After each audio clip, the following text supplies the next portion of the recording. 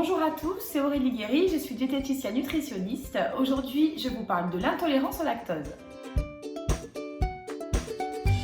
Alors pour rappel, le lactose est un glucide, donc un sucre contenu dans le lait des mammifères, c'est-à-dire le lait de vache, de brebis, de chèvre et même dans le lait maternel.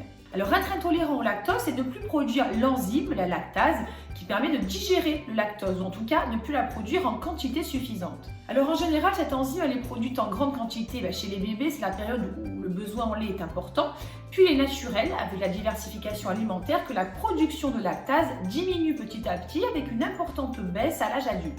Parfois, on observe une quasi-inexistence de cette enzyme, ce qui entraîne une difficulté d'absorption au niveau intestinal. Le lactose est alors digéré par la flore bactérienne au niveau du côlon, ce qui provoque des troubles digestifs tels que des ballonnements, des flatulences, un transit accéléré. Donc, ce sont des symptômes caractéristiques de l'intolérance au lactose.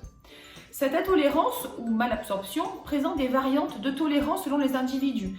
Et c'est souvent quand la quantité de lactose consommée est importante que l'intolérance se fait ressentir. Alors le problème lorsqu'on est intolérant au lactose, c'est qu'on risque de manquer de certains nutriments indispensables. Le lait en fait est connu justement pour apporter du calcium, c'est un minéral essentiel au bon fonctionnement de notre organisme, de notre cerveau et de nos os. Alors comment faire pour ne pas manquer de ce minéral ?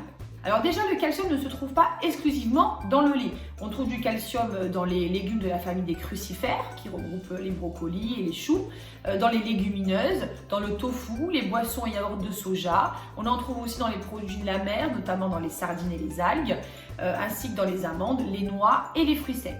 Et avoir une intolérance au lactose ne veut pas dire ne plus manger aucun laitage. Le lactose se trouve en quantité plus importante dans le lait, les crèmes dessert, les fromages frais et les crèmes glacées notamment.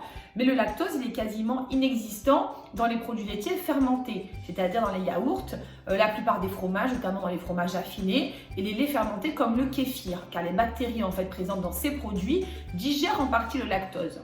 Donc les yaourts, fromages, kéfir contiennent du calcium et peuvent tout à fait être consommés de façon équilibrée, car ils sont normalement mieux tolérés par les personnes intolérantes au lactose. On a souvent tendance à confondre l'intolérance au lactose et l'allergie aux protéines de lait de vache, c'est-à-dire à la caséine. Alors ces deux pathologies sont liées à la consommation de lait, mais elles sont différentes car une allergie alimentaire se manifeste autrement, par des éruptions ou des gonflements par exemple.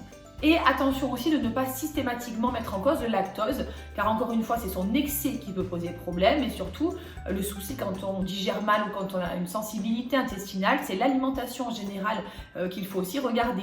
Une alimentation transformée, industrielle, peu qualitative, avec un manque de produits végétaux à l'état naturel, entraîne une fragilité au niveau de la paroi intestinale. J'espère que ces conseils vous seront utiles et je vous dis à très bientôt.